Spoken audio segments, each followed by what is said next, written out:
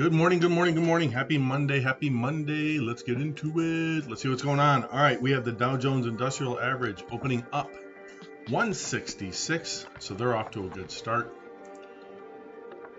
NASDAQ is up 97. S&P is up 26. Let's make this a little bit bigger here so we can see the jumps here. Let's do that again. Dow 167, NASDAQ up 97, S&P up 26. So SPY is up 2.6. Cryptocurrency starting to recover a little bit. Again, if you were paying attention over the weekend, it went crash, go boom, go down big time. So climbing back up towards 38,000 on BTC. Dogecoin down to 33 cents. Careful there. Ethereum back up to 2403, but again, we're basically $1,000 lower, right? So if we look at where we were on, let's just say 21st, yeah, we were 2,800, 2,900, 3,000, 3,000 on the 20th. So right about 3,000. Let's see where we go. Yeah, 3,000 on the 20th, and then a drop over the weekend. Bottomed out at, take the bottom of this candle here, 1864, bottom of the wick, all the way down to 1700. So that wasn't fun, was it? Let's take a look at some movers here. We have Apple up $1.23, AMC up $12.38, up 29 cents on the day. We have the ARC-X Space and Innovation Fund up 10 cents. Coinbase up $1.63. This is going to be an interesting one today from the standpoint of, will it hold what it gained in the pre-market? Looks like it's selling off a little bit, but still up over where it closed on Friday afternoon with all those options expiring, right? All those options expiring really dragged it down. And dragged it down to the 224 level, and we're into the low 220s. However, Citigroup came out this morning and earlier, and I believe they put a 30% price increase. Let me see if I can find it here. Let's see here. Or Goldman, I'm sorry.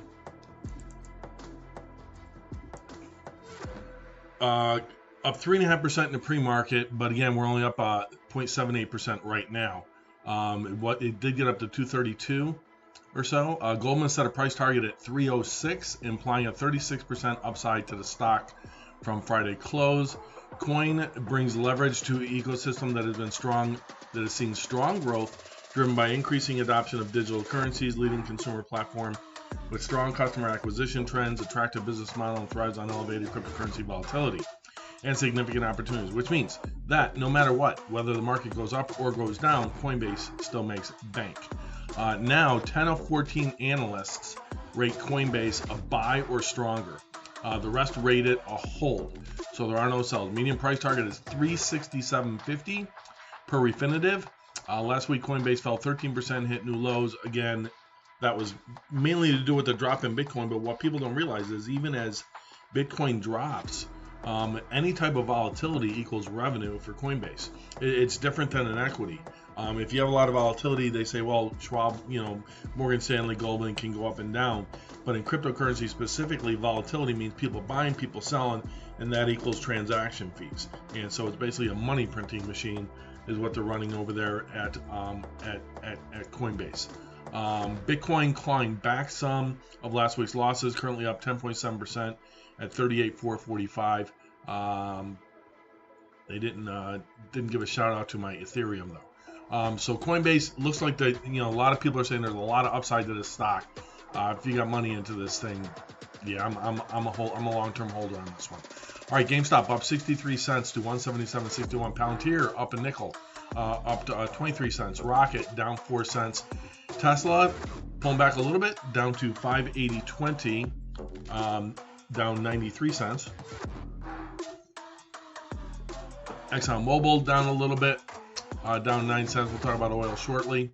AMD up 46 cents. Boeing down 66 cents. I don't think there was anything Weird. No news stories on Boeing listed. Which defense stock is that? Oh, that's an external link. Sorry about that. Yeah, let's close that out. Not sure where the news stories are on that one. All right, oil up 93 cents. Chevron down 6 cents. The dollar down 20 cents to 89.824. Ford down 31 cents, but still above $13 after their introduction of the electric F-150 Lightning last week. That was pretty cool. We watched that here on the stream. Google up $33.21. Nice jump for the Goog. Intel up 72 cents. Microsoft up $4. Right now we have the Dow up 120, NASDAQ up 138, and the S&P up 26. Nvidia continuing its gains from late in the week, up 16.36 up to 6.16. UK oil, Brent crude up 74 cents, where we have light crude is up $1, but yet ExxonMobil still trading down because of the activists until their shareholder vote, which is coming up. I forget when that is. Some other ones here. Amazon up $30.52. They're up a little bit. Caterpillar down a little bit. GM down a little bit. Home Depot continues to print money. Lowe's continues to print money.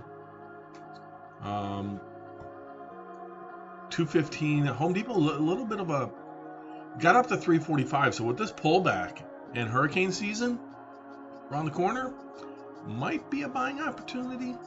Let's look at the 1 hour chart here. Yeah, you could say, you got resistance down here, which takes us back to early April. Yeah, you're on the early April highs is what you're looking at. So you say, okay, we got a little bit of support here, retested that, bounced off of there, but bounced off the old support here, turned it into resistance and leveled off. So you need some kind of catalyst, like a hurricane, to basically get it back up into this high 320s range, and then it's going to retest what turned into resistance over here, and resistance over here before it ladders back up again, and possibly sets new highs. But you would need a little bit more oomph in the market for that to happen. My guess is that it would be the same for Lowe's. Yeah, similar type charts back to early April or late March levels on Lowe's. Came back down, retested this resistance or this support over here. Looking like it's retesting resistance levels from over here from back in early April, and old support as well. So both of you have confirmations here, here, and now here, all within the same tight range of, call it $10 or so. Not even $10, like $5 range of old support turning into resistance. So that's interesting. If you picked it up on Friday or Thursday, when was the 19th? Wednesday. If you picked it up last Wednesday, you're probably sitting really nice right now at the high 180s. Again, could be some opportunities there as well. Roblox continuing its push up to 86.27.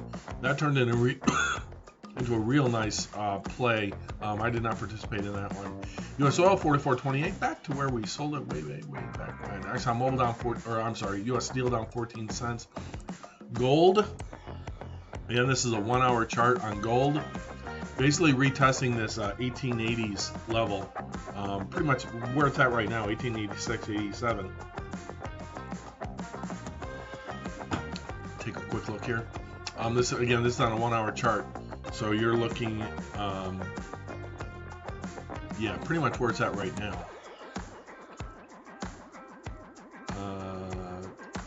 No real retest though, huh? So you got some. You got to retest slightly here, but that's traders over 3-day swing trading stuff on gold. Then you got consistent ladders up, outlier here, but higher lows, slightly higher highs on these sessions from the 19th of May. So all last week pretty much. But again, as the market dipped, what people talk about, gold. steering people into gold versus Bitcoin is what they were doing. Okay, Palladium up 27.65, up 10 or down $10.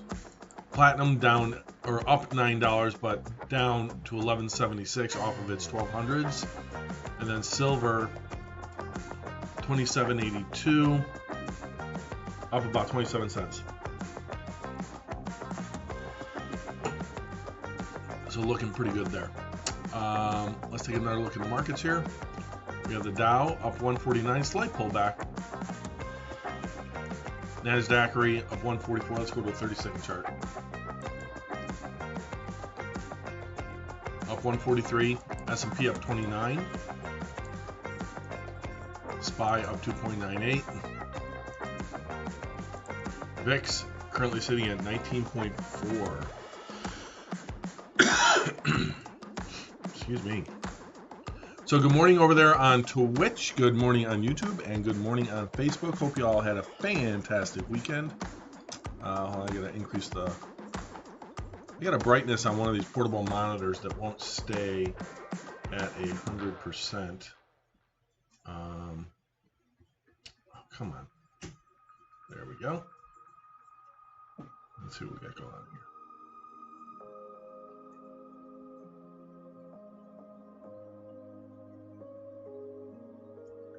Okay. All right. So let's see some trading. What's coin doing? Ah, darn it! I didn't want to do that. Up 464 now.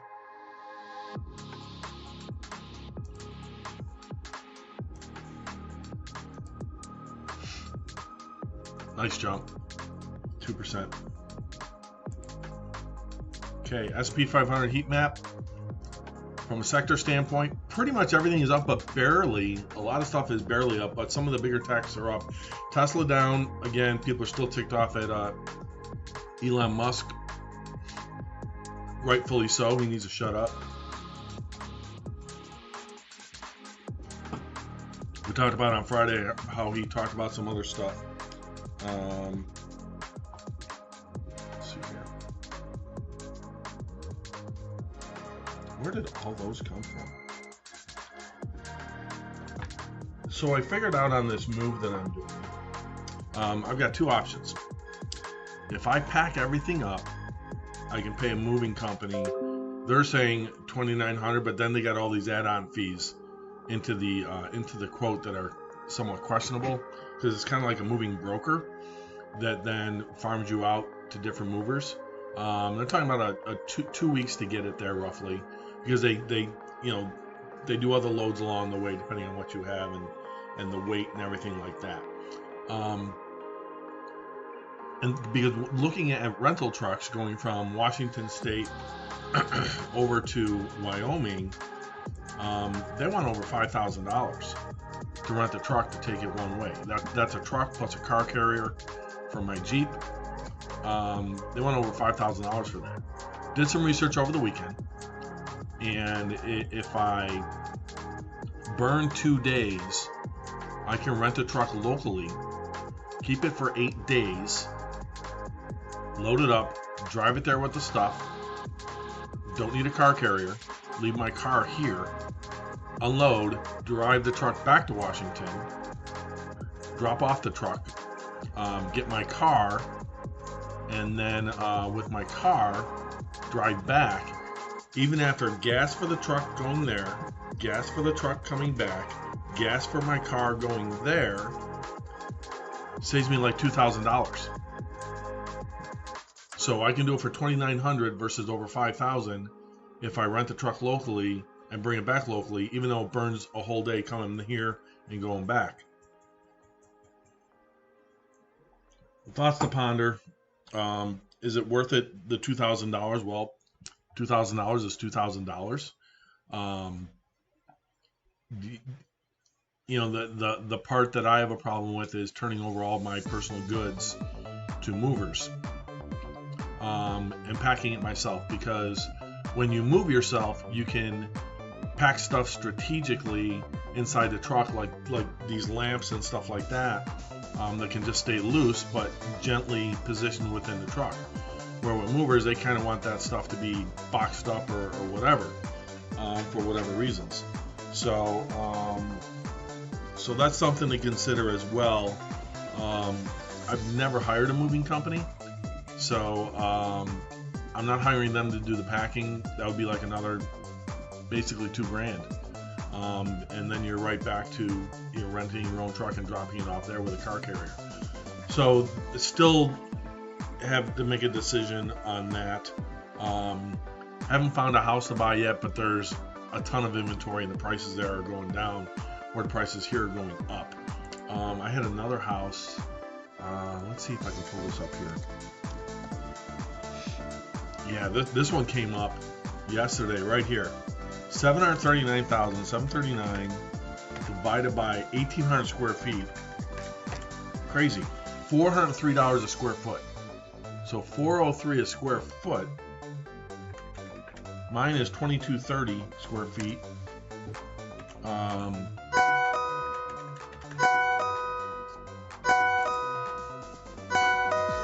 Sell on Ethereum. That's okay, we're not selling right now. Let me do that again. Divided by 1,830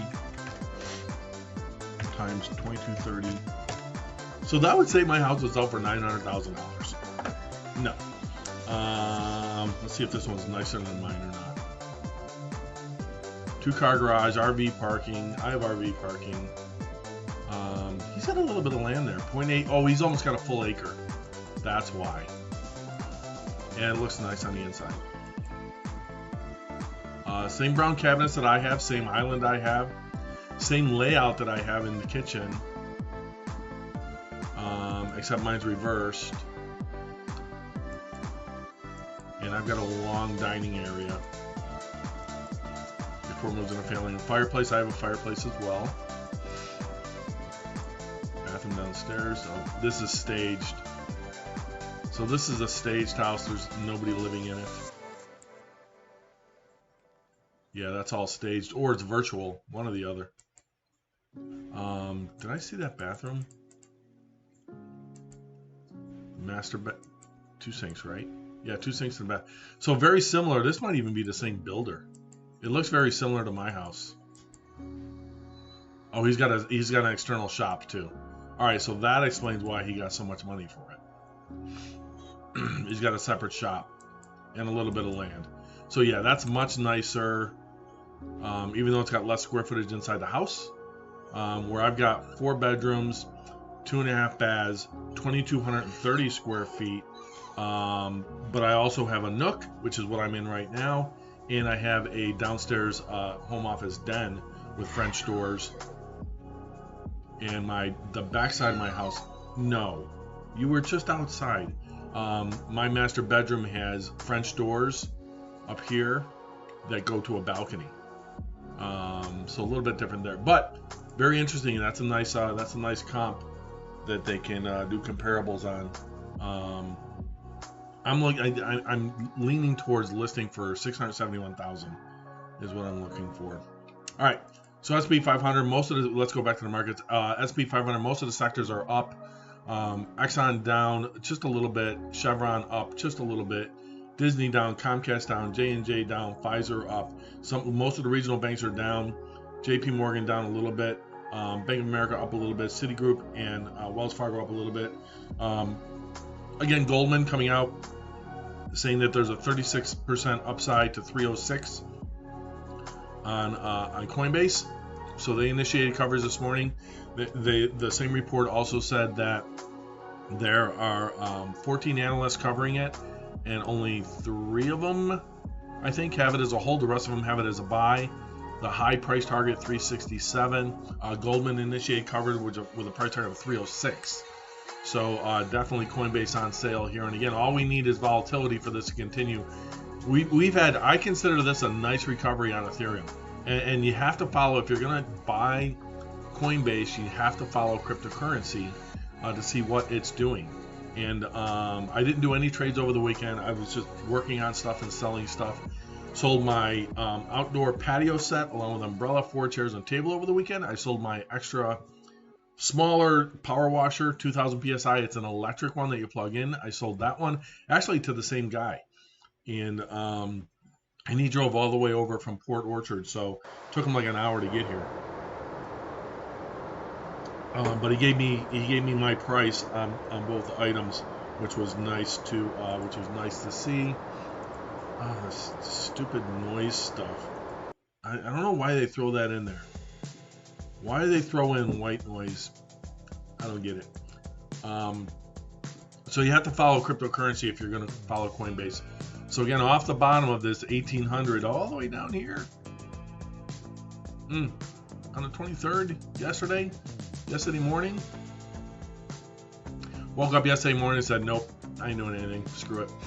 So I didn't trade it. I didn't trade all this volatility. I probably should have, but I was doing other things. But that's okay. No worries. So nice bounce back here. That's still year to date. It's still up 222%, where Bitcoin year to date is up 29%. So down 34% over the last month on Bitcoin, down 30% over the last month on Ethereum. So once Ethereum diverged away from Bitcoin, now it's performing kind of in line, and the charts look somewhat similar. But again, you got DeFi on Ethereum, which you don't have decentralized finance on BTC Bitcoin. What's the shitcoin doing? Shibu. I said last week, I think I said on Friday, hey, I expect SHIB to possibly go to 6 decimal points. 1, 2, 3, 4. We're at 5 decimal points. It's up a little bit. So what did that thing get down to? Let's see.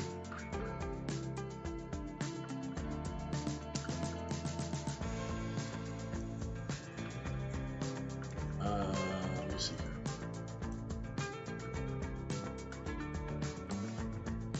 Come on. The bottom candles here. 697, and it's at 866. So 697 right into 866. So it's up 20% off of its low. SHIB Dogecoin clone is basically what that is. And then Dogecoin up a little bit, up 7%, back up to 32 cents, right? But it had gone down to, let's go to a 5-minute chart here so we can catch the bottom here. It had bottom wicked on the 19th, all the way down to 21 cents. But that's when everything dumped, right? All right, Dow up 164. NASDAQ up 147, S&P up 31, SPY up 3, VIX is at 19.3. I want to check out the, I still have the, what I'm going to do is I'm going to create another 8 chart, and I've got one purely for cryptocurrency, where I've got it on 30-second charts on Bitcoin, Ethereum, ADA, which is Cardano, Dogecoin, BAT, Basic Attention Token, Sushi Swap, Internet, and SHIB for grins and giggles. All right, okay, she's got to go outside. Let me go dump her outside, let her go to the bathroom, and I'll be right back. So stay tuned, folks. I'll be right back.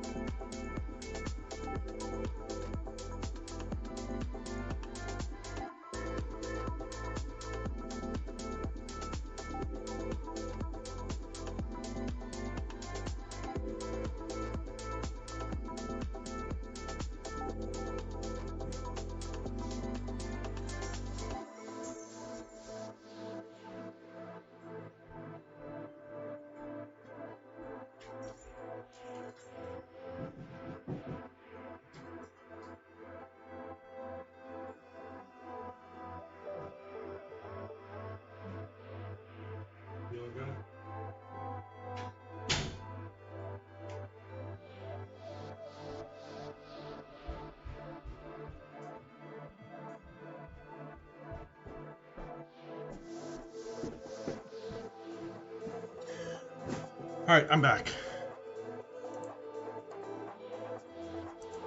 Okay, so back to the house thing. So it looks like I'm going to be listing it on Thursday because you have Memorial Day next Monday. So that would give people a chance that wanted to see it sight unseen, or if I list it on Thursday, it hits everything that day, and then I have 3 days to show it to people. Actually 4 days to show it to people. Friday, Saturday, Sunday, and Monday, Memorial Day, and then basically choose an offer on June 1st. That's what I'm looking to do. So I don't think I'll hold out for offers that week.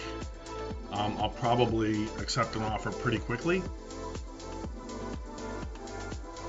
I'm just about done with doing stuff around the house here. I got a few more pictures to take. I got to take a picture of the family room, the kitchen, living room, and master bedroom and master bath ensuite. And then put together the flyer and stuff like that. Again, I'm not using a seller. I'm not using a real estate agent to sell the house. I'm doing it on my own. However, the hack is that you pay a buyer's agent fee because there's no homes in inventory for sale. And the buyer agent fee, I might do 1.5% depending on what they can get me as an offer. But I will not entertain any seller agent fee. And I will not entertain a buyer's agent fee above 1.5%. If somebody says, well, we have a contract, they want to give you an offer of $725, but you got to pay me 3% because their contract. Well, that's between you and your customer. Has nothing to do with me. Your fee, your contract is not a fee for me to pay a buyer's agent fee. The fee that I offer is up to me. It's not that you can negotiate with your buyer on whether you take a lower amount or what. And it's a dick move, but it's my money, my house, so I get to make the rules on it. And quite frankly, there's if you look at homes for sale in my zip code, virtually look at these are freaking shacks. All the houses that are selling, that are pending, are freaking shacks. 920 square feet, 840 square feet. They're like mobile homes. Here's one, 3,100. It's on a lake. I'm not on a lake. 1.1 million. 390. Shack. Here's an older house. Looks like that's built in the. When was that one built? Let's see. That's pending. But again, pending is not equal to sale. So even though this is 625 and has 100 square feet more than me, let's see. Only 3 bedrooms. So only 3 bedrooms on that house. 3 bedrooms, 2 beds. I got 4 bedrooms plus a den. This one here, again, same thing. 3 bedrooms. 3 bedrooms. 5-bedroom raised ranch. Oh, I remember this one. That was a dump and they fixed it up to sell it. So these are all old properties. Here's one, 3,000 square feet. It's not pending yet either, but that's new construction. That's virtual. That's a virtual picture. That's not a real picture. Again, here's one, 699, 3,200 square feet. And some of these are new, but these are all older houses. So this one, 585 pending, 3 bedroom, 749. That's brand new. So this one really dropped it 50 grand. Dropped it from 674 with a 5-bedroom and 3,000 square feet down to 624. What the hell were you people thinking? Why is that? Let's see the pictures here. So it's similar. I got a den downstairs with French doors. Opens up. Very small. What is that? An entryway? Oh, that's a bedroom. There's a living room or family room. Same? Yeah, it's the same one. Over into the kitchen. I like that design there between the carpet and the wood. No backyard. Look at that. Fence is right there. You're looking right at your neighbor and their That's not a pretty view, is it? Pantry, lots of cabinets. Have an island. I got all that. I have lots of cabinets. I have more cabinets, I think. No, cabinets are probably about the same. Separate laundry room. I have a separate laundry room with a laundry room, sink, shelves, all that stuff. Bathroom downstairs, similar. Master bedroom. This looks about the size of my master bedroom. The difference is I've got a fireplace right here, except it's flipped, and the fireplace goes into the bathroom, into the ensuite. The old mirror trick. This might be staged as well. Yeah, this looks like it's staged. Let's see if they show the walk-in closet, see if there's anything in there. Towel trick. 2 sinks. Yeah, I've got the exact same as far as that goes. Tub, shower. Look how close that house is, huh? Their upstairs nook is much bigger than mine. So my nook is only about from here to here in this area, and no windows. I do have 2 skylights though. So that's a big nook, which most families use as a playroom. So this still might be occupied. It's hard to tell. The way it's staged nicely though. Covered porch, showing a park. Deck, patio, yeah, that's also... The reason they're showing this picture like this is you look at the fence. That's your entire backyard. You have no grass, you have no room to play or anything like that. You know, a little mini rock wall for the kids and some swings. Ceiling fans, that's very nice. I don't understand why they cut the price on it. $674 to $624. It's in Covington. Again, those are realtor assisted, or realtor. I hate the term realtor because it's a copyrighted term. The legal definition is real estate agent, real estate broker, at least in Washington State. Realtor is a marketing term that people pay into. But a lot of other stuff is pending. So what's interesting is you take the pendings and then you say, okay, what do the pendings turn into? And the pendings turn into, what was this offered at, right? What was it offered at? So now we take this address here, Control C, and then you go like this, and you go Zillow, Control V. Oops. Oh, it didn't frickin'.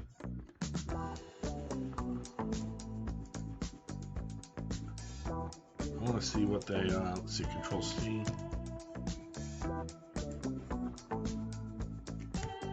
I want to see what this one was offered at. 287.35. Yep, that's it right there. All right, sold 730. So sold for 739. What'd they offer it at?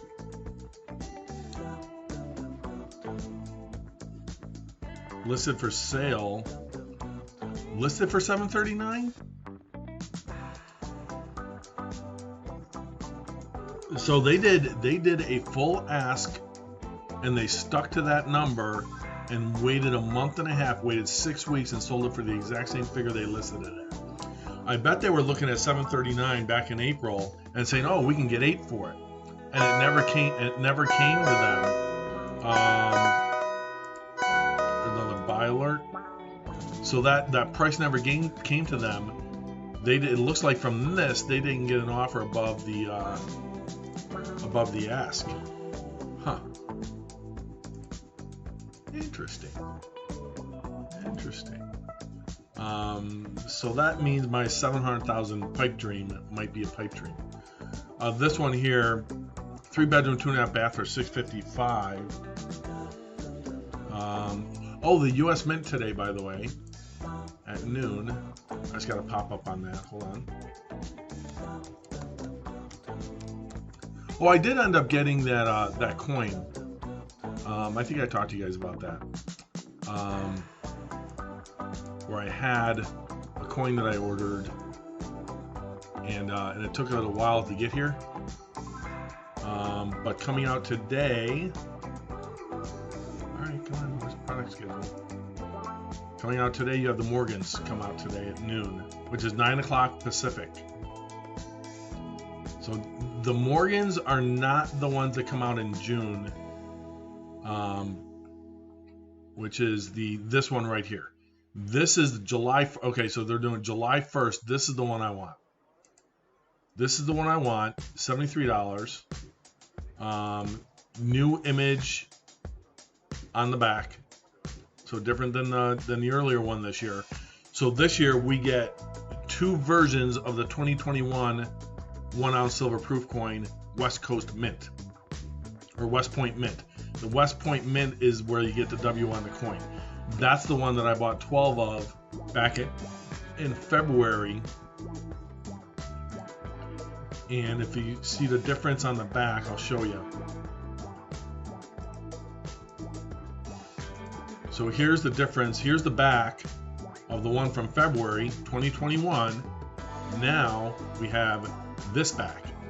So the reverse is difference. So this has an enhanced obverse design and brand new reverse. This is the one that we have for like 35 years. So I picked up 12 of these, and I'm gonna want to get like 12 of these. Household order limit 25. So this releases on July 1st. What they have coming out today is the Morgans, the first Morgans, the Philadelphia, and these are not proofs.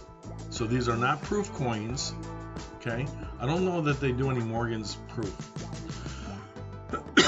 No, they don't. They don't. This has the CC privy and the O privy, both out of Philadelphia. We'll just click on one. I haven't decided if I'm going to pick these up or not. They're $85, which is expensive because it's only 1 ounce, and like we talked about, silver is sitting at $27, $27.79. What's silver at? $27.79. What was that before? $27.76. So $27.77, and you're paying $85 for an ounce. So this is numismatic. So basically for collectors. But this is the 100-year anniversary of the 1921 silver dollars. So might pick up maybe one. I don't know. I don't know what to do on that. I have a couple hours to decide. So, but I'm gonna close it out for now. That way, if I forget, well, I'll leave it open for now. So recently sold homes. Where's this at? Yeah. Close out Zillow. So we'll see. So we'll see between now and I'll come out with my listing price Thursday morning. I'll tell you guys what it is. Hopefully I have it set and I can show you guys my house on stream. And you can see all the pictures and everything else. And then that way, if you know somebody that wants to buy it, you can flip them on over to me, I guess, if you wanted to. That would be kind of cool. So anyway, we'll look at that. All right, S&P. S&P is up 157, NASDAQ up 175. Or I'm sorry, Dow up 158, NASDAQ up 174, S&P up 35. On the economic calendar for today, there's nothing. That's why I didn't bring it up. You have National Home Price Index, 12-month change. We know that's going up. Consumer Confidence Index and new home sales for April. They're forecasting it a little lower in April, and again, that's because of this supply crunch. And I don't know if I have this gut feeling I didn't hit the high, the absolute high of the market. Might have been earlier this month before the regular markets pulled back. So I might not get the absolute highest price on my house, but I'm okay with that because the prices where I'm moving to have also gone down. So it's kind of it's not a wash, but it's close. All right, gas prices are down a little bit. 303 where we were at 304, 416 in California, 340 in Oregon, Washington 3. Oregon did something. They did an idiot move. They have an idiot governor there. The governor of Oregon is just simply an idiot. And what they're requiring businesses is, even if you got a vaccination, if you go to a business or a church, the health people there say you have to check your they're doing a vaccine passport thing, which is bullshit. That if you don't want to wear your mask inside the restaurant, you have to show proof that you have a vaccine. Go screw yourselves. There's a competition going on between California, Oregon, and Washington. Who could be the most liberal, communist, Marxist, socialist, idiot state? And all three of them have their pluses and minuses. And that crap is starting to spread to Nevada, which is sad. It's already spread to Arizona. It's spread to Colorado. Wyoming is safe, which is why I'm moving to Wyoming. Let's be honest. But I'll be damned if I show anybody my, anything and just say, because that violates federal law. It is against federal law to demand somebody to show your health history. And proof of a vaccine is a health history. It violates HIPAA. Everybody knows what HIPAA is. Every time you go to the doctor, please read this HIPAA form that says what we can and cannot disclose about you, which are basically giving up all your rights of privacy, and you're going cross-sharing across every medical database in the country. HIPAA forbids that information being disclosed. Yet Oregon says, well, we don't care about that because we're communists and we're gonna do what we want. It's a joke. All right. Anyway, that's gas prices. Earnings today. Target Hospitality. Nothing there today for earnings. After the close, yeah, nothing. Just some small pharmaceuticals. Fear and Greed Index 41. We were at 37. That's up a little bit, which I guess is okay. And then looking at sentiment. All right, gold bullish 75%, silver and nothing for silver. Interesting. Oil still 55% bullish. S&P 500 55% bearish. Wall Street, which is the Dow 30, 57% bearish. Germany 30, 69% bearish. FTSE 100 still mixed, 72% bullish, and France 40, 76% bearish. So interesting things going on there in the Forex. You can look at the bearish on the euro versus the dollar, mixed, slightly bullish on the US dollar versus Japanese yen. British pound 61% bearish on the British pound. Canadian dollar bullish, USD versus Canada. And there's some other ones. So if you're interested in Forex, there's some stuff there. So let's go to the miners. Let's look at Bitcoin again. So again, because of the transactions, Bitcoin is down, or Ethereum is down from the high way back here on the 18th of January at what the heck? Where are we at here? Daily chart.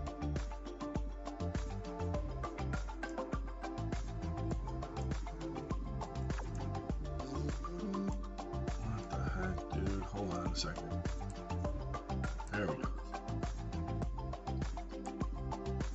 We get the highs back up here, 4,000 back in earlier this month, and 2422. Still, we're only back to April levels. We erased a month. Who cares? I honestly don't care. I'm happy at 2423. I think it's a great price to enter it.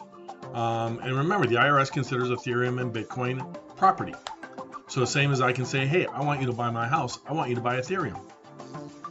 It's not a security according to the government. So you can tell people to buy it and sell it all you want, in my opinion.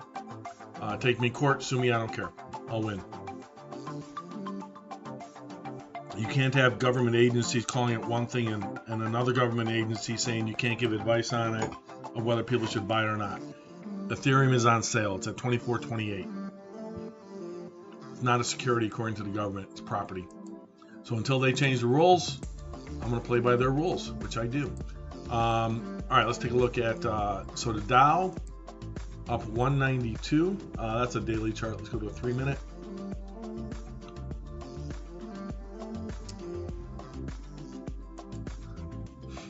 NASDAQ up 184. S&P up 39. SPY 399. VIX down to 19.0. Look at that VIX go. Go down. Go down. Coinbase. Let's see what the coin's doing. Up 277. So pull back off the high here. 229. What do you get up to? 229.57. So 227.12 divided into 229.57. So it pulled back about a percent. It's up 1.27. It was up a little over 2%.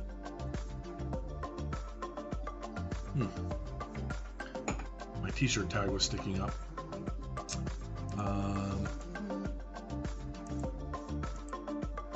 Alright, so up on the day. That's good.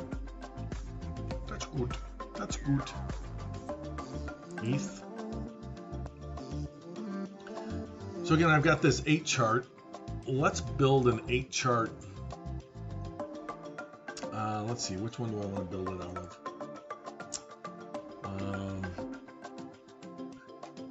So I need to call this one. I think I can rename it in here. Let's see.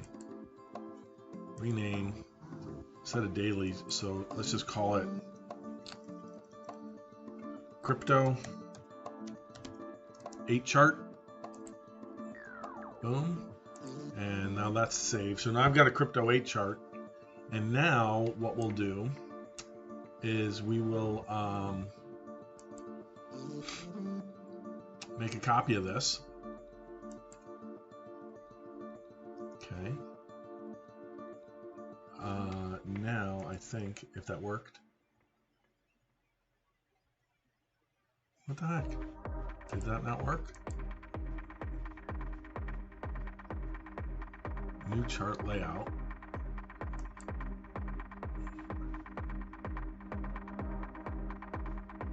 Yeah.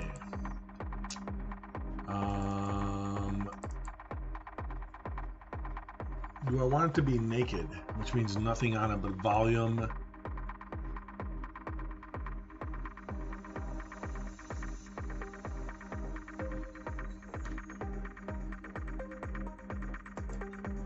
We're going to rename this stock 8 chart. And then we're going to call this, we're going to go 8.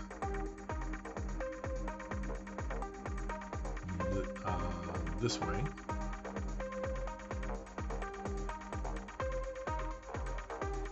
Well, this is interesting. Hold on.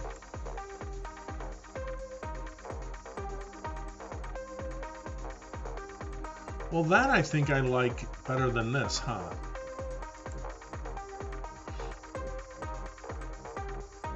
That's a much better layout than this, isn't it? Let's change this one to that.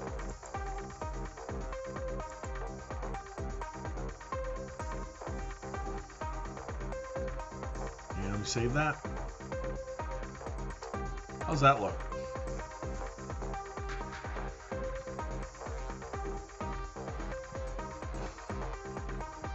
Let me see how that looks on screen.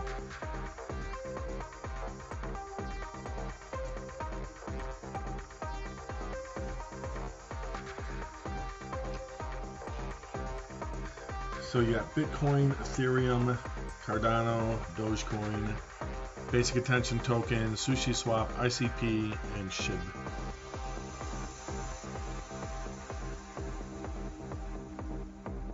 Okay, that works.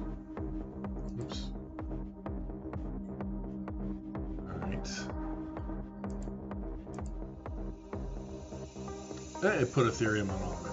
Okay, so let's do this one is going to be the Dow. This one is going to be the NASDAQ. This one is going to be the S&P. This one's going to be the VIX.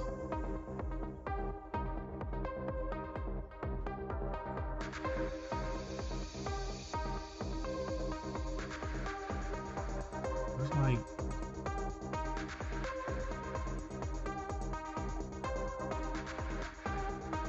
What's the VIX doing down here? VIX. And then we'll do, I think we'll do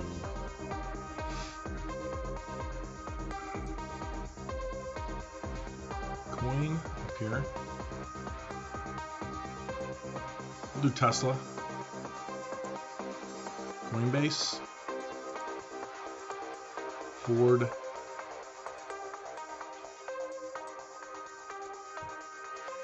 And XOM. Okay. Save that. Kill the externals. Kill the external. Kill the external. Kill the external. We need to make these 30 seconds, darn it.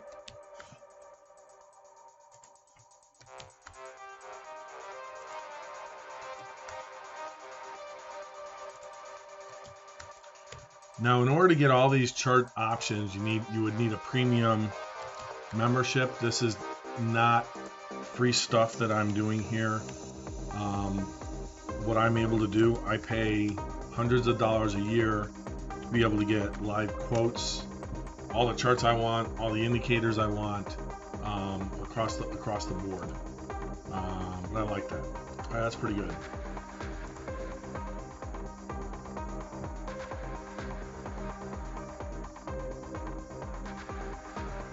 Yeah, that looks pretty good. What do you guys think?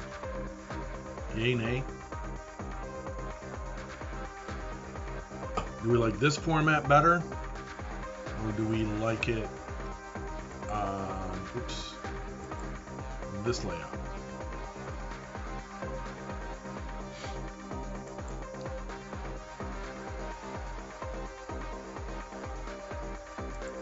I think this one.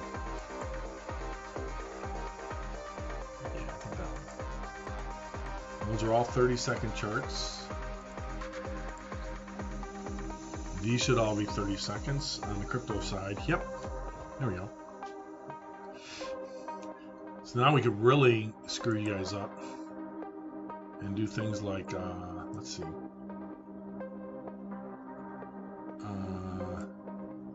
No, I'm not going to do that. I was going to make this one half and the other one half and have 16 on there and really confuse people. That'd be kind of funny, actually. Let's see. You take, let's see here, about half the screen. And you take this one, oops, this one, and do the same thing. Fun with stocks.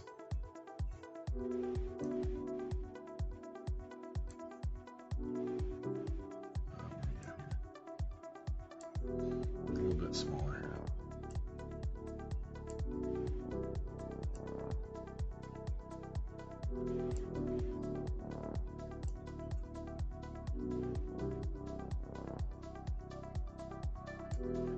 And I think if I go like this, oh, I think actually, and then this.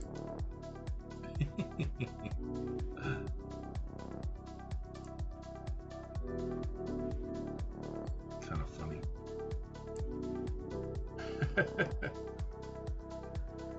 That's hilarious.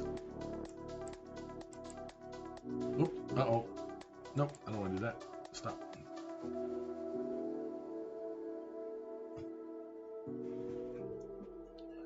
Oh, this one doesn't have the shading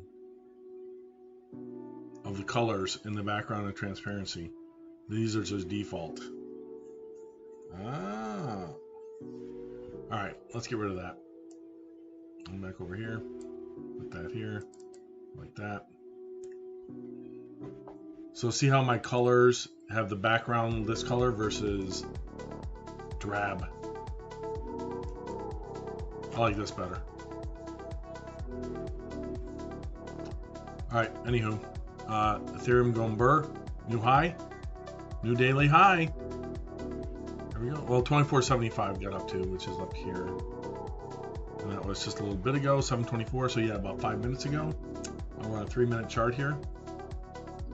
I don't know if I'm trading anything today. I'm so house focused. And I know that's affected my stream, so I appreciate you guys hanging out while I'm going through all this other stuff. But life happens, but I still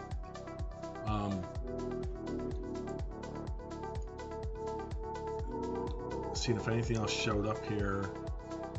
19th. What was that? 19th was Wednesday. This guy's 690 divided by 2,050 square feet. Again, 3 bedrooms, $336 a square foot, which would put my house at like $740,000. So between this one and this idiot here, I don't know what happened to him at 655. He, what's the address here? Controls. They got something on their website that forces it. Doesn't do a copy paste. Control C. If I go to Zillow, Control V, 257.26. So here's the game that the real estate agents are playing. 257.26. Yep. Okay. 3 bedroom, 3 bath. Okay. Just your cookie cutter subdivision house. Very small front end. Super close together houses. I've got a little more room between the house on mine. Sold for $655. Let's see what they listed it at.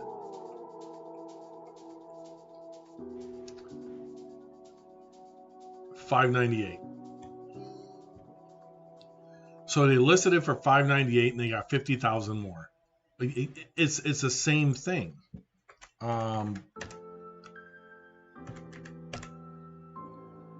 So this is a real estate agent taking advantage of these people and saying, well, you're going to get more than ask, but Zillow says that your house is worth $598, so let's list it at $598 and let's see what happens. You're probably going to get a little bit more from that.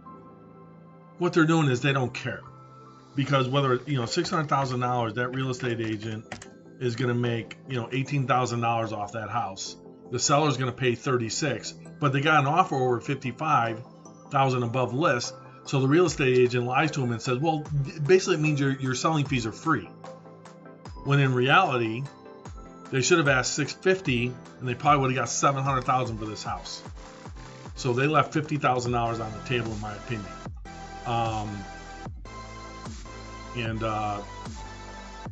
Yeah, so they probably got an offer pretty quick. Look at this.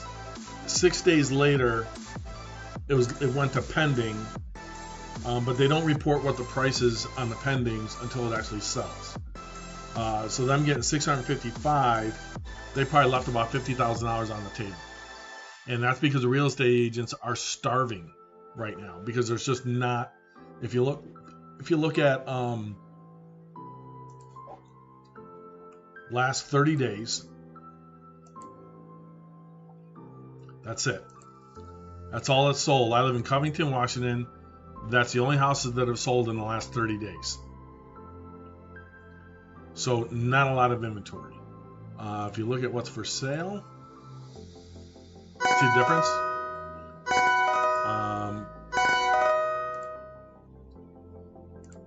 Here's what's listed for sale. Here's what's sold in the last 30 days. That's what's for rent right now. People want to do that. So sold versus inventory.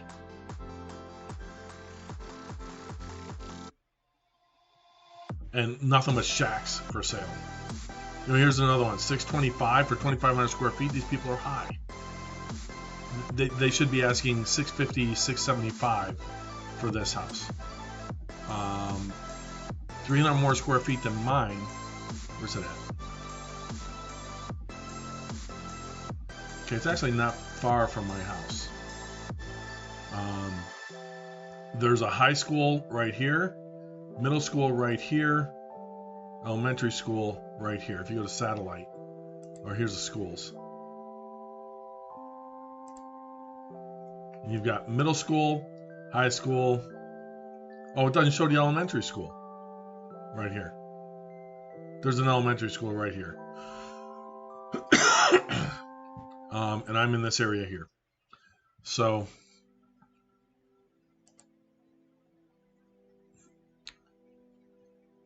here, oh, new construction, new, all this new construction stuff. Here's a shack, $600,000. This one's priced properly, divided by 1,300 square feet. Wow, $461 a square foot. Dude, put my house at $1 million. No way. We're 3-bedroom, 2-bath. Oh, he's got a shop in the back though. You can see that here, 2-car garage, but then he's got another one back here behind it. See that?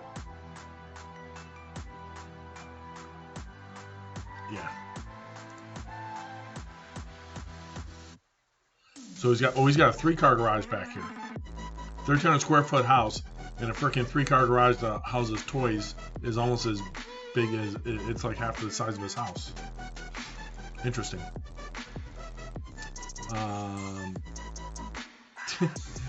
Showing a view of Rainier as if they have one.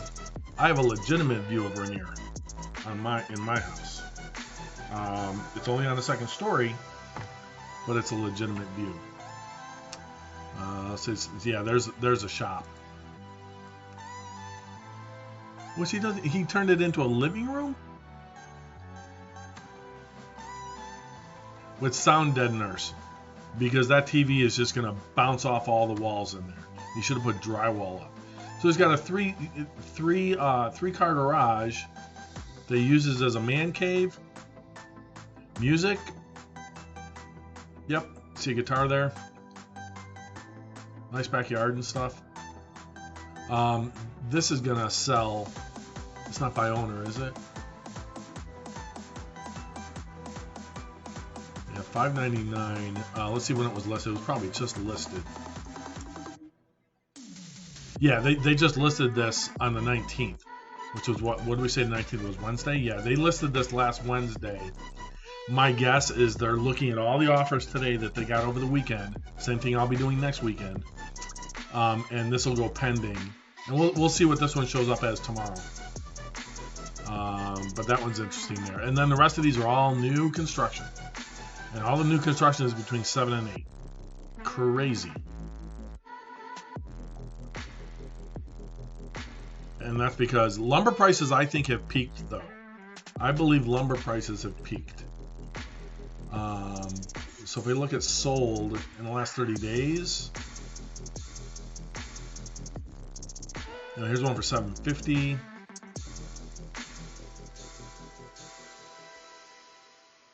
Uh, 3,100 square feet though. So $750 divided by what is it? 3110.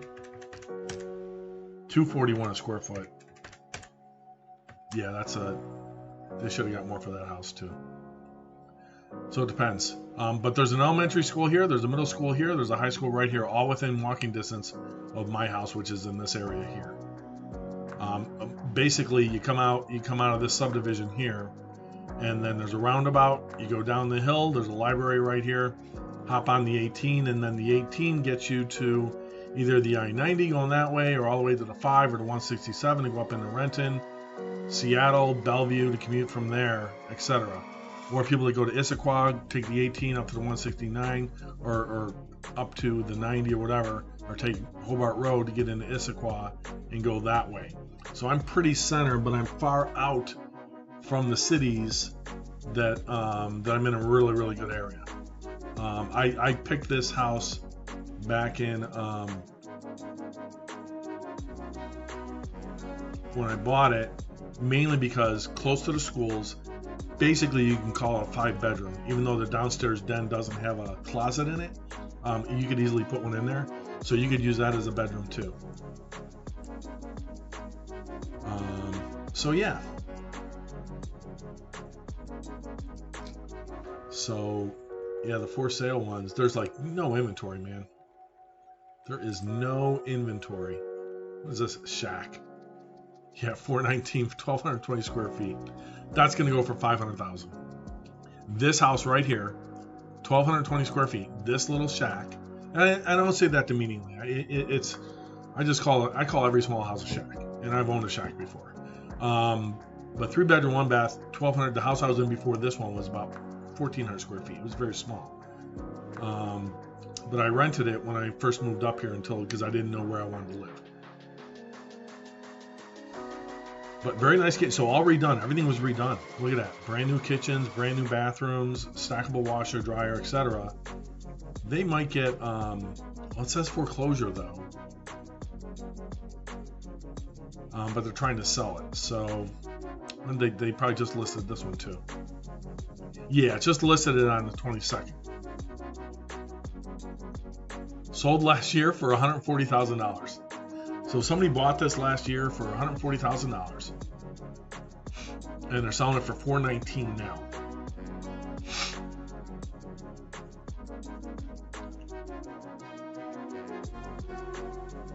And whoever bought it to flip it or whatever, bought it, and then it's in foreclosure? No, yeah, foreclosed 6 of 19, listed by bank on 5/22. I don't know about that. Because this says it was sold. Now it's saying it's listed. Oh, report. That's report a problem. That's not get the report. So yeah, somebody fixed this all up. And because this isn't, yeah, this isn't virtual, is it? No, it's got a clock thing. So this is legit. They gutted this. They gutted it and redid everything. All new floors, vinyl floors, instead of carpet because it's cheaper. Gas instead of electric.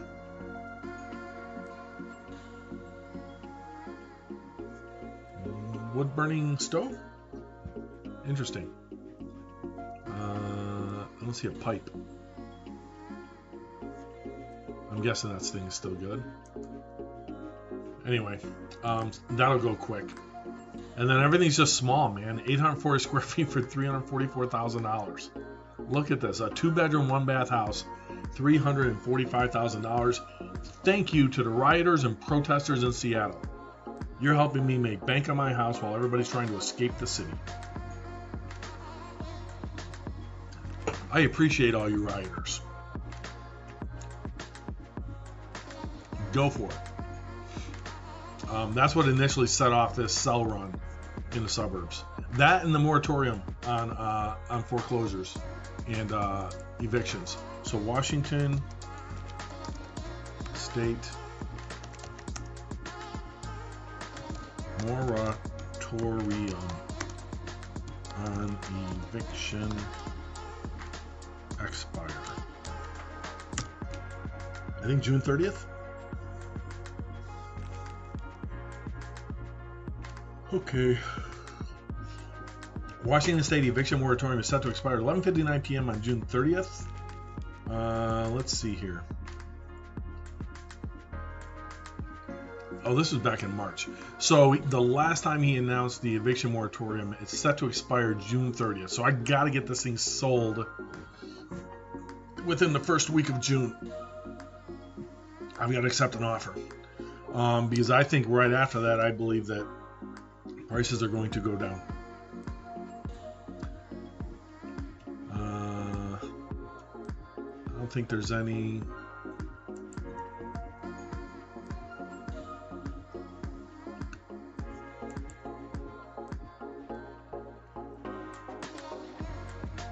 There's no speeches.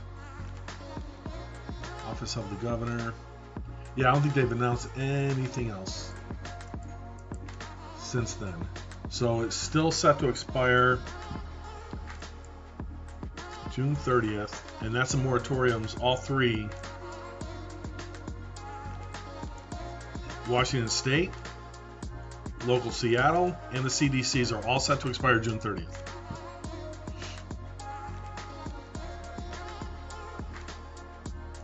A new law that makes sweeping changes to Washington landlord-tenant and eviction laws recently passed the legislature. If signed by the governor, the law would confirm that the Inslee moratorium ends June 30th.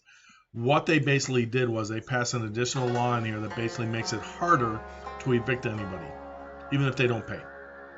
And it requires landlords to participate in an alternative dispute resolution program called the Eviction Resolution Program. So basically requires landlords to do a new notice about evictions. It's like, don't buy real estate in this state if you plan to do it as an investment, because they are designing the system so that people could have let's say that one person has good credit, one person doesn't.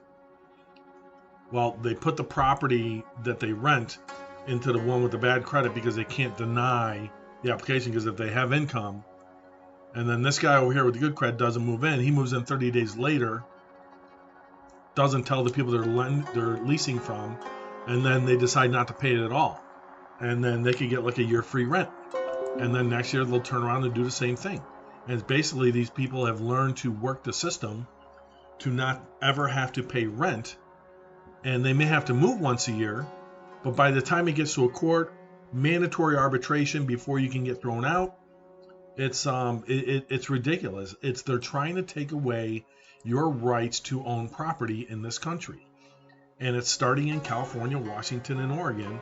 And Washington, again, we talked about this earlier. If you look at the states, California, Oregon, and Washington are in a contest to see who could be the most communist and basically steal your property. That's all they're trying to do, is trying to steal your property. Prove me wrong. I don't care. It's the facts are on my side. It's what they're trying to do. They're trying to eliminate property ownership for the good of the collective, is what they're trying to do. Why don't I stay and fight it? Because I don't care enough, to be honest with you. I'll fight from Wyoming. I'll fight with my money from Wyoming. I ain't going to do it here. Plus, the idiots in Washington State passed, takes effect next January.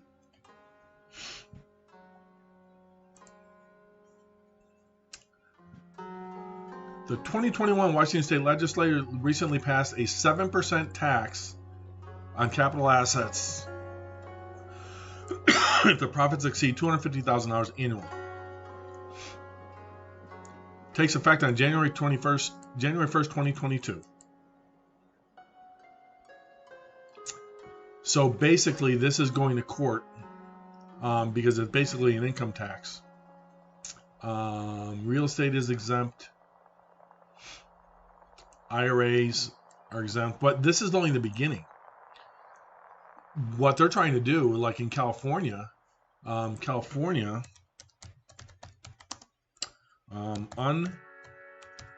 unrealized capital gains tax. California is trying to California's public employee unions want tax on unrealized gains. So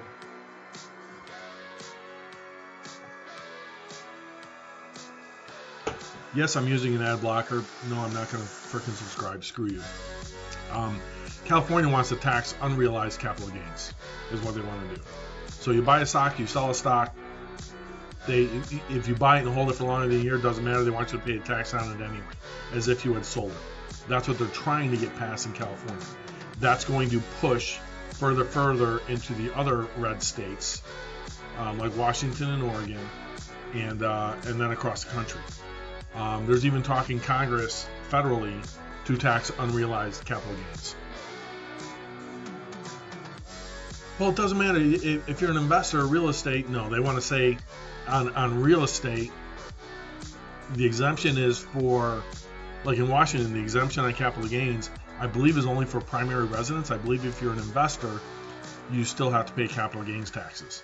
So, they're making it hard. They want to give free housing to everybody. They want to give basic income to everybody, is what they want to do. And that's paid for by everybody else that worked hard to achieve things, which I disagree with. It goes against the Constitution. All right. Pursuit of happiness. Life, liberty, pursuit of happiness. Remember those? All right, Bitcoin, 37,541. Ethereum, 2401. Pulled back a little bit on the 3-minute. If I would have sold up here, 24.45. Yeah, only $45. I'm going to watch this a little bit later today. It may retest this 2200 level. If so, but I've got an ascending line here, and that's why I didn't sell here on this last sell signal, because I am looking at possibly playing that a little bit today. We'll see. Indices. NASDAQ up 184. S&P up 43. The VIX at 19.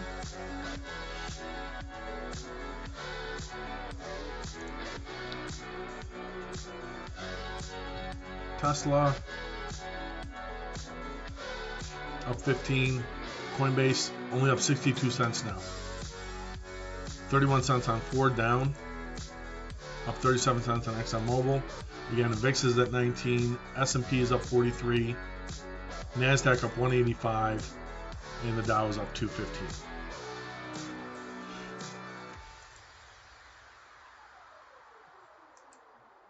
Yeah, I don't like these colors.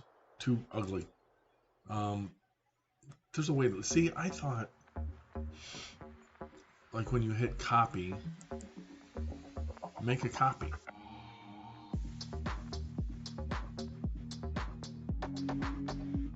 What does load chart layout do?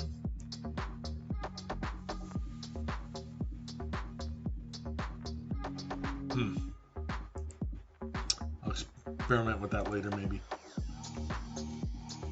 Tesla. Get rid of externals. 3-minute chart.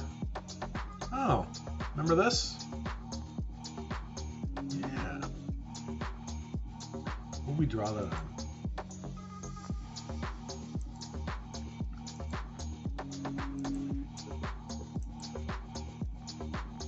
I guess I did it on the 3-minute chart.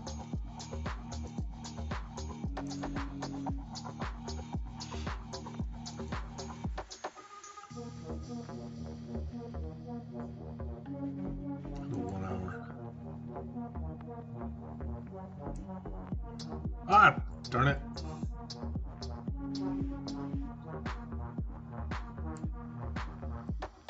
Had to be right on there. Actually, what I can do. So we do some due diligence and say, hey, this thing may come down to this range here. This 519. Down to 550. Not quite there yet, huh? Interesting. Let me try.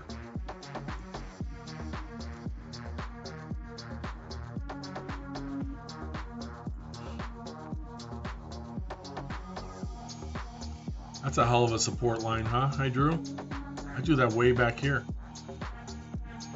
Look at that.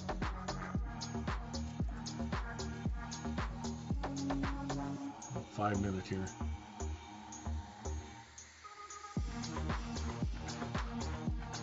I drew this and I said, hey, look at this. This is interesting.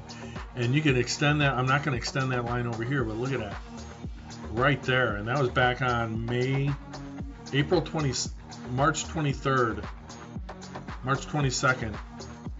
And it came all the way, it took all the way until May for it to come back and hit that level I thought it would hit. Interesting. Monkey can draw charts. Pretty consistent though, huh? Not bad. All right. Exxon. Palantir still in the 20s. There's a buy on Ethereum again. So that's a nice ascending channel there. Where are we at on the 15 to 200? So we're below the 50-day moving average. We just touched the 180. That's the first time it got, well, it broke it over here on the, since January, that we're getting close to the 180 here.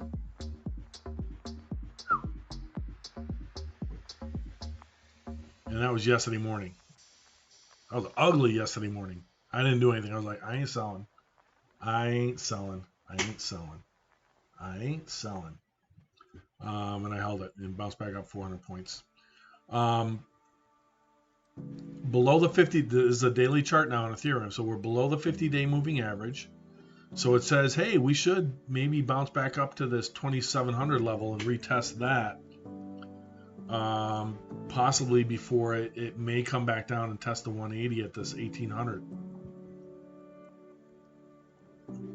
Excuse me, 1,700 level. So we'll see. We'll see what happens there. 3-minute chart. 3 minutes my favorite, guys. It's just my favorite chart to explore and look at things. There's a nice candle there. 30-second chart. There you go. Broke this one. Now it's got to get above these though. This candle. Much time on that? 8 seconds. Yep. So this next candle, let's see if it jumps up. It should. Should continue. There we go. A little bit higher. So now looking at the line. This line, right? It's already broke all this. Now it's attacking the wicks. So if it gets above this 36 level, could make another run here. Pull back. If it pulls back, it's going to pull back to this 25 level right here. 3 candles. Boom, boom, boom. 1, 2, 3 there. Yeah, a few over here.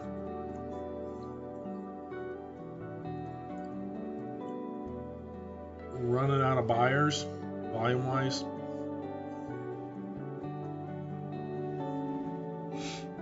What's the rest of crypto doing? Bitcoin going up, Ethereum going up. All of it's ascending, which is good. So yeah, it should keep going here. A little bit of a wall there at that 2436. Keeps bouncing off of it. See the wicks, 5 candles in a row there on the 30 seconds. So 2.5 minutes, all right here at 2435.82. And that's why it's pulling back. It's bouncing off these same resistance levels from over here, about an hour ago, or 7:17. So about 40 minutes ago. And there's a sell. I'd sell on a 30-second. Sorry. Still ascending chart.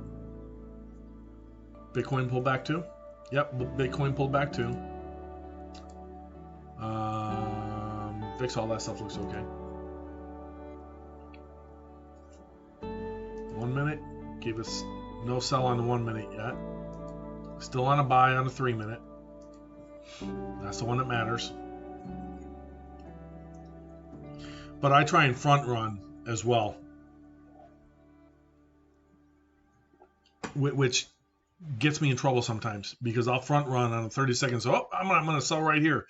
And then it turns around and pushes back up because you have an ascending channel here. You have slightly higher lows, higher highs, but back to support from 40 minutes ago, or resistance 40 minutes ago. Now it's coming back down. 1 minute probably gave a sell, or it's about to. So let's see if this gives a sell indicator on the 1 minute. Not until it's got to breach this candle right here. It's got to come down here.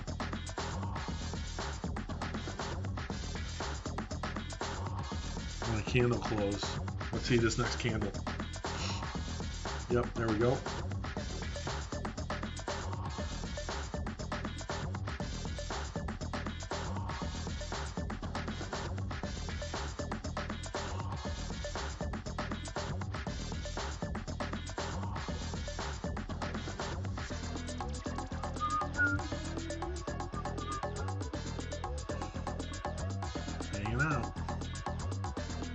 Goes back down to 1800s to 1700s. I'm getting more. Yep. Too good to pass up. I agree 100% with that night. 100%.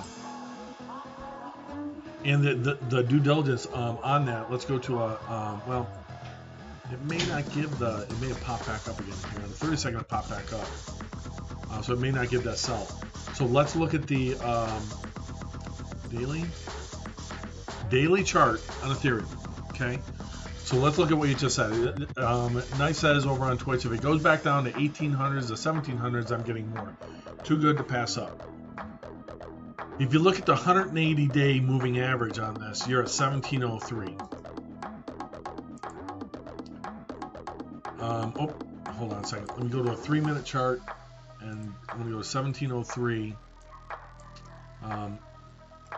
1703, add alert. Let's go 1710.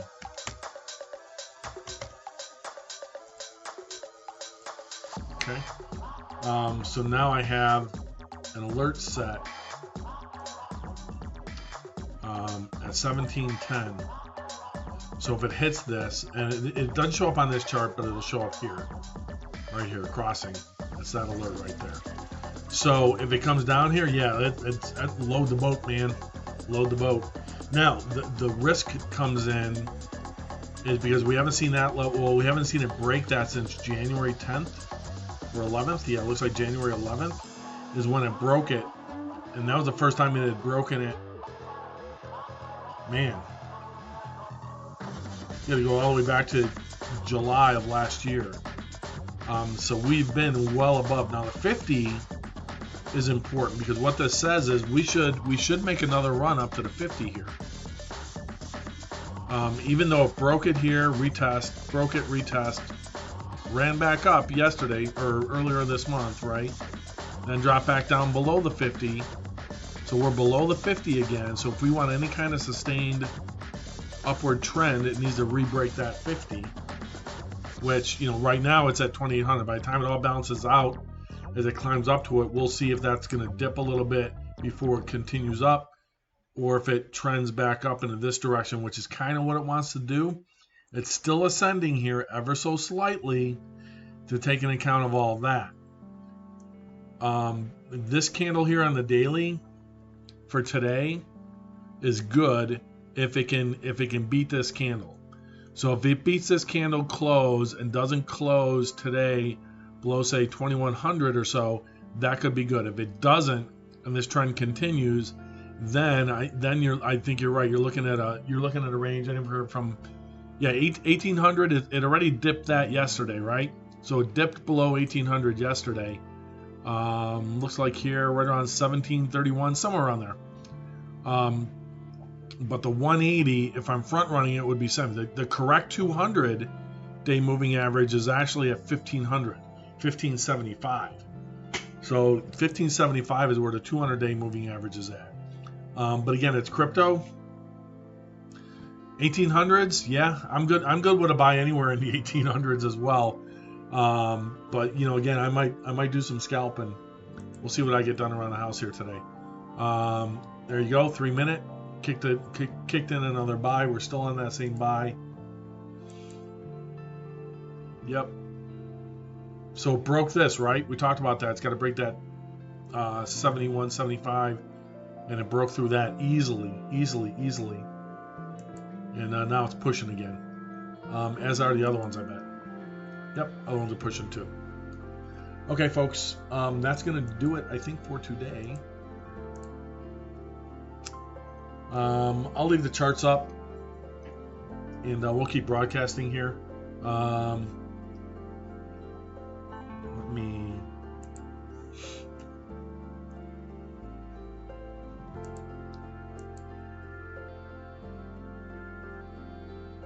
Coinbase still up $1.36.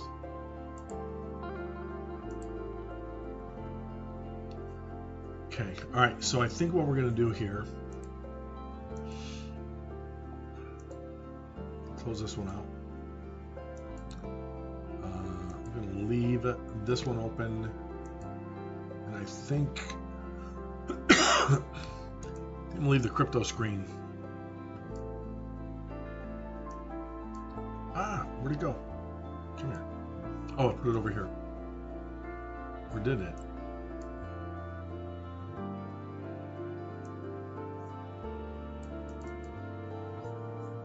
Okay.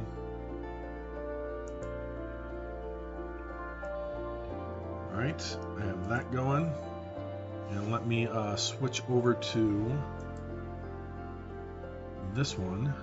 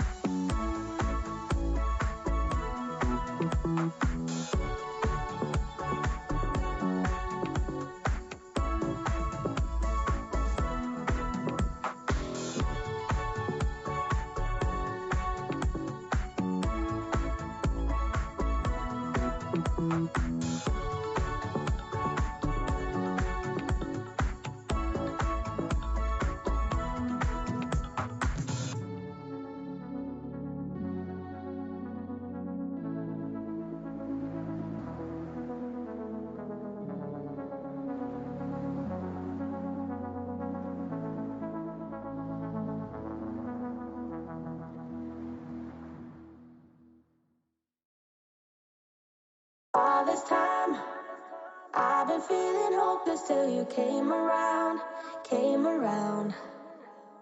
All this time, you're the only reason I'm not chasing highs, chasing highs. What is love?